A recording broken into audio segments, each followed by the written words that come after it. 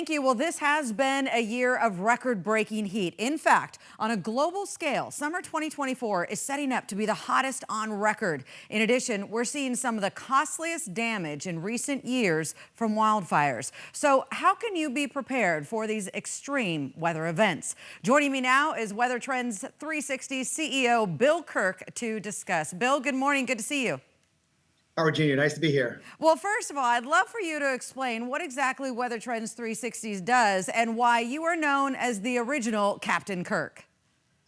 So I'm dating myself, 1989, Gulf War veteran, had a walk with General Stormer Norman Schwarzkopf. So again, I was Captain Kirk in the U.S. Air Force, again, 35 plus years ago. So that's really where our technology started too. He says, give me an answer, not a hedge. You're the scientist, and don't change your mind once you issue it. As you and I know, physics changes every day. So we do statistics, climate cycle to predict temp, rain, and snow by week, by mile, everywhere on Earth, out a year, and then project 10,000 seasonal category air sales a year out everywhere on Earth. So really it's predicting the weather and the influence on things we do as humans, buying things, crop yields, those types of businesses. Yeah, it certainly does affect every part of our life. But also, let me thank you for your season. Let's jump right into this. Wildfire season, it's pretty much year round, right? But we're entering the peak of the season. So how is this year shaping up?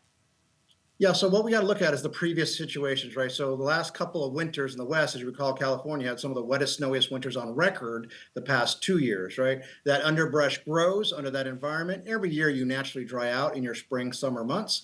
That tinder brush, burns up. But again, we haven't burned up a lot of it, right? So we're just starting. We had projected this would be the worst fire season in 4 years. After last year was the least in 30 years, 31 years, I think. So it was 60% below average for last year. All the fires were in Canada. This year, they're starting to flare up in the U.S. And I think next year for 2025, we're saying the worst in 10 years and 50% above average. So it's a big fire season in the making because of you're going to dry out this winter. This winter dries out even further. You got a lot of fuel to burn there. Yeah. All right. Well, this is driven, as you mentioned, by record hot, dry, windy weather. So how does a long-range forecast actually help people prepare for these severe weather events?